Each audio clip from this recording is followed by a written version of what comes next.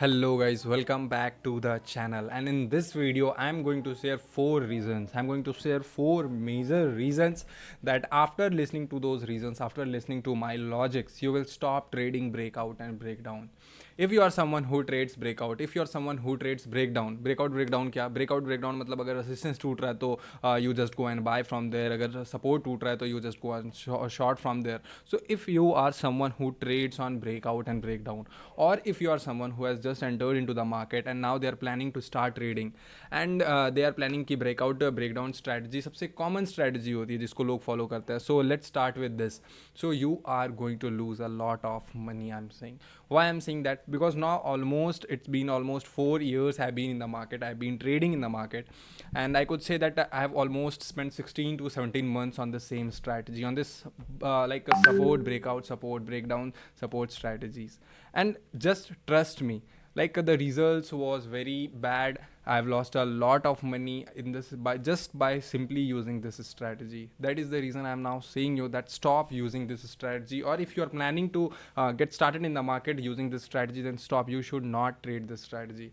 Why I'm going to share the why I'm saying this, I'll share the reasons with you in this video. I'll share the complete logics with you.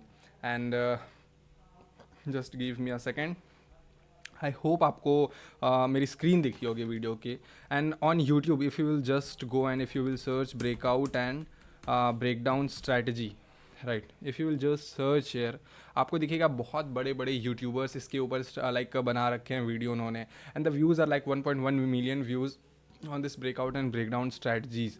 Like अगर आप video को पूरा देखोगे तो आपको idea होगा that भाई इतने सिंपल लॉजिक्स में बताया गया है. अगर रेसिस्टेंस वहाँ से टूटता है तो बाय कर लो, ठीक है. अगर वहाँ से सपोर्ट टूट रहा है तो वहाँ से सेल कर दो. ये तो सभी को मालूम है, रेसिस्टेंस टूट रहा है तो बाय कर दो. Then why everybody is not making the money in the market? I am asking, like I am just asking a simple question which you should ask to yourself. If the market is this much easy, if the everyone if what everyone pretend this market is very easy to make money, then why everyone why everyone is not making money in the market? So support and resistance is one of the I could say useless strategy that can be ever used in the market. Kyun?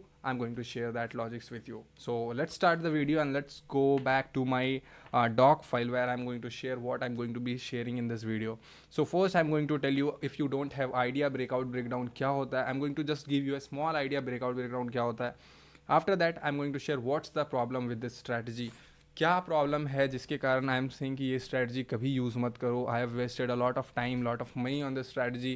That is the reason I am saying कि strategy use मत करो. I am going to share my logics with you, I am going to share my reasons with you about this. Okay, so let's start with like what is breakout and breakdown. Breakout क्या होता है ना, for example there is a resistance. Resistance मतलब क्या, वहाँ पे एक supply zone है. Whenever the price is going to that level, the sellers are waiting कि जब भी प्राइस उस लेवल पे आएगा I am going to make a selling positions from that level. तो जब भी वहाँ से सेलिंग पोजिशंस बनती है ना, तो stock, the prices of the stock started falling, क्योंकि काफ़ी ज़्यादा लोग वहाँ से शॉर्ट करते हैं, वहाँ पे बेचते हैं उस लेवल पे. तो जब बहुत काफ़ी ज़्यादा लोग बेचेंगे तो ऑब्वियसली क्या है, वहाँ पे हो जाएगा सप्लाई बहुत ज़्यादा क्रिएट हो जाएगा. And if there is no buyers to buy all those supplies, then there will be more supply in the market and there will be less demand. So which significantly leads to decrease in the price of the stock. So this is the simple logic. Resistance क्या होता है, जब वहाँ पे suppliers जो होते हैं, जो सेलर्स होते हैं, वहाँ पे जब वो सप्लाई करते हैं, जब वहाँ पे वो सेल करते हैं, that is only known as resistance zone. तो वहाँ पे उनका क्या कहना होता है, जब भी प्राइस रेसिस्टेंस जोन के पास जाए और उसका जब भी ब्रेकआउट कर दे, मतलब उस लेवल के जब ऊपर चला जाए, तो आप बाय कर लो. रिमेंबर वन थिंग, जो सेलर्स है वो इस लेवल से सेल कर रहा है, ठीक है. अब उस लेवल के ऊपर आ गया प्राइस, वो तो सेलर्स के ऊपर है ना. सेलर्स अगर चाहेगा तो उस लेवल पे भी वो सेल करने लगेगा. देन आप जो ब्रेकआउट हुआ है, आप अगर वहाँ पे बाय करोगे, then again you are going to get trapped. And फिर से वो आप जो मोस्टली लोगों के साथ होता है, जो मेरे साथ इनिशियल डेज में होता था, रेसिस्टेंस टूटा, मैंने बाय किया, वहाँ पे लाइक कुछ ऊपर प्रॉफिट दिख रहा है, फिर वहाँ पे जैसे ही सेलर्स ने सेल किया, प्राइस नीचे आ गया, cost to cost, again I have to exit in my overall loss. So this is the thing, right. इसमें ब्रेकआउट ये होता है. ब्रेकडाउन क्या होता है, ब्रेकडाउन मतलब जो सपोर्ट लेवल होता है. सपोर्ट मतलब क्या, वहाँ पे जब भी प्राइस जा रहा है, so buyers are buying that stock. Basically वहाँ पे एक डिमांड क्रिएट हो रहा है, right, and when there will be more demand and there will be less supply, so obviously वहाँ से प्राइस इंक्रीज होता है. So that is the reason आप लोग, काफ़ी लोग ऐसे बोलते हैं दैट अगर सपोर्ट टूट रहा है तो वो प्रिटेंड कर लेते हैं दैट सपोर्ट अगर टूट रहा है तो buyers are weak, sellers are strong, so that वहाँ पे आप सेल कर दो. बट रिमेंबर वन थिंग, जो बायर्स उस प्राइस पे खरीदने के लिए रेडी है, दे माइट बी वेटिंग कि प्राइस थोड़ा और जब नीचे आ जाएगा तो आप वहाँ से बाय करेंगे. सो हु नोज़ कि प्राइस कहाँ से मूव कर सकता है, right. So breakout and break down क्यों, मैं आपको बताता हूँ क्यों लाइक यूज़ नहीं करना चाहिए, क्या लॉजिक्स होते हैं. I just given a small idea breakout break down होता क्या है, right. I am going to share ये स्ट्रैटेजी क्यों नहीं यूज़ करना चाहिए. सो फर्स्ट ऑफ ऑल एक चीज़ आप सोचो, ठीक है, आप जब भी breakout and break down strategy आप यूज़ करोगे, I will take you to my trading view. देखो जो मैं बता रहा था ना, ये रेसिस्टेंस जोन, मतलब जब भी प्राइस यहाँ पे जा रहा है, sellers are getting active and वो प्राइस ऊपर से नीचे आ रहा है, फिर ऊपर गया, फिर से नीचे आ गया, फिर ऊपर गया, फिर से नीचे आ गया. तो अब यहाँ पे लोग कहेंगे जब इसका ब्रेकआउट हो जाए तो आप बाय कर लो. लुक एट वन थिंग, अगर आप एक चीज़ बोलो, सपोज अभी प्राइस यहाँ पे है और इस लेवल का ये ब्रेकआउट करता है, राइट, तो प्राइस यहाँ से मूव करके ऑलरेडी अगर यहाँ पे आ गया है, so I am making position somewhere here. तो आप एक चीज़ सोचो ना, जिन्होंने यहाँ पे बाय करके रखा है, जिन्होंने यहाँ पे पोजिशंस बनाया है, वो तो ऑलरेडी बहुत अच्छे प्रॉफिट्स में हैं. तो लाइक प्राइस कैसे इंक्रीज होता है शेयर्स का या फिर स्टॉक्स का, प्राइस कैसे इंक्रीज होता है जब मोर पीपल्स आर बाइंग दैट. जो ऑलरेडी जब इन्होंने यहाँ पे पोजीशंस बना रखा है, so who is going two by more quantities, like उसमें तो ऑलरेडी पहले से बायर्स हैं, उसमें ऑलरेडी पहले से बाइंग हो चुकी है. So that is the reason आप जब देखते हो जब रेसिस्टेंस ब्रेकआउट होता है and when you by that share, जो नीचे के बायर्स होते हैं जो अच्छे प्रॉफिट में होते हैं, दे एग्जिट द स्टॉक, जिसके कारण वो प्राइस फिर से नीचे आ जाता है. सो दैट टाइम आपको लगता है यार मैंने तो ब्रेकआउट पे बाय किया था बट वो प्राइस नीचे क्यों जा रहा है. द सिंपल रीज़न इज़, जो नीचे में जिन बायर्स ने पोजीशंस ऑलरेडी बना के रखा है, they are booking the profits. वो प्रॉफिट्स बुक कर रहे हैं, मतलब क्या, वो सेल कर रहे हैं मार्केट में. And when there will be more supply, obviously कि प्राइस वहाँ से नीचे जाएगा. I have short listed few of stocks, जो मैं आपको दिखाता हूँ उसमें कैसे ब्रेकआउट फेलियर हुआ है. I will show you, give me a second. यहाँ पे देख लो ना आप. फॉर एग्जाम्पल अगर आप इस लेवल को resistance as a resistance level मान के चल रहे होगा, या फिर लुक एट दिस, इस लेवल को अगर आप रेसिस्टेंस लेवल मान के चल रहे होगे, यहाँ पे प्राइस गया नीचे आया, फिर से ऊपर गया नीचे आया, फिर से ऊपर गया नीचे आया, बार बार यहाँ से नीचे आ रहा था, then it gave a breakout in this candle. आप एक चीज़ सोचो, यहाँ पे अगर आपने पोजीशंस बनाया होता 794 के ऊपर, तो एक चीज़ देखो, यहाँ पे जिन्होंने पोजीशंस बनाया they are already in profits. फिर जब यहाँ पे जिन्होंने पोजीशंस बनाया they are also already in profits.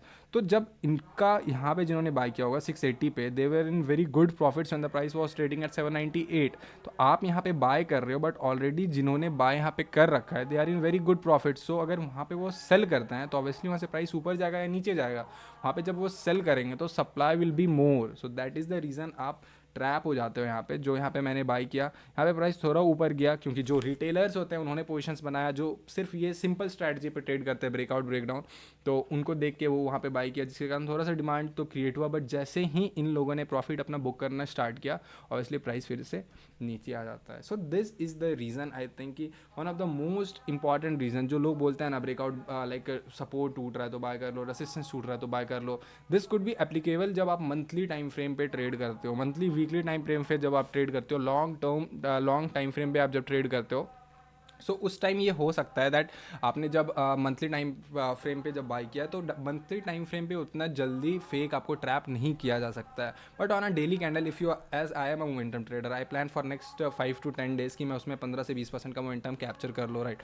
So अगर मैं उसमें ब्रेकआउट और लाइक सिंपली ब्रेकडाउन यूज़ करूँगा, so I will be get trapped. यहाँ पे देखो, यहाँ पे अगर मैं बाय करता जस्ट बाय लुकिंग की रेसिस्टेंस ब्रेकआउट हो रहा है, सो इस कैंडल में ऊपर मूव गया, दूसरा कैंडल नीचे, तीसरा कैंडल नीचे, इवेंचुअली मेरा स्टॉप लॉस हिट हो गया. सो दिस इज़ द रीज़न. अगर आप स्टॉक्स को एनालाइज करोगे, आप काफ़ी जाके स्टॉक्स अगर देखोगे, so you will find the same scenario in every thing. That is the reason. काफ़ी लोग बोलते हैं मैं वहाँ से बाय किया, ऊपर चला गया, फिर से नीचे आ गया, अब मैं नीचे में यहाँ पे जैसे ही एग्जिट किया फिर से ये ऊपर चला गया. क्यों? क्योंकि आपको जो चीज़ बताया जा रहा है ना, जो बड़े लोग हैं उसके वो अपोजिट कर रहे हैं. दैट इज़ द रीज़न 90% लोग लूज़ कर रहे हैं, 10% लोग प्रॉफिट बना रहे हैं. क्यों? क्योंकि जो 10% लोग हैं वो आपके अपोजिट कर रहे हैं. आप ब्रेकआउट पे बाय कर रहे हो, वो ब्रेकआउट पे सेल कर रहे हैं, वो वहाँ पे प्रॉफिट बुकिंग कर रहा है. सो आप जैसे ही बाय कर रहे हो, वहाँ पे थोड़ा सा प्राइस ऊपर जा रहा है, वो उनको प्रॉफिट दिख रहा है, वो सेल कर दे रहे हैं. अब आप वहाँ से बाय कर रहे हो, आपके पास तो उतना पैसा है नहीं दैट आप उतना ज़्यादा डिमांड मार्केट में क्रिएट कर दोगे, इतने ज़्यादा शेयर्स के आप ऑर्डर पंच कर दोगे. सो जिनके पास उतना बड़ा पैसा है वो ऑलरेडी पोजिशंस में बनाते हैं.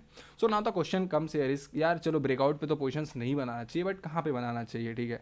तो मैं आपको एक दो रीजंस मैं भूल चुका हूँ, मैं आपको बताता हूँ क्या रीजंस। फर्स्ट ऑफ ऑल तो देखो, मैंने आपको बताया कि already buyers no demand as buyers और ऑलरेडी इन ट्रेड, मैंने ये रीज़न बताया। Already buyers made the position, ये रीज़न बताया। अब मैं तीसरा रीज़न बताता हूँ क्यों लाइक इस स्ट्रैटेजी में मुझे क्या सबसे बड़ी प्रॉब्लम दिखती है। That is the problem of risk reward. आप एक चीज़ सोचो, अगर आपने यहाँ पे बाई किया होता तो where would be your stop loss. According to the book, according to the proper theory, हमारा स्टॉप लॉस कहाँ होना चाहिए? Previous swing low. Previous swing low कहाँ पे है? अगर मैं इसका लास्ट स्विंग लो भी देखूँ तो last swing low is somewhere here.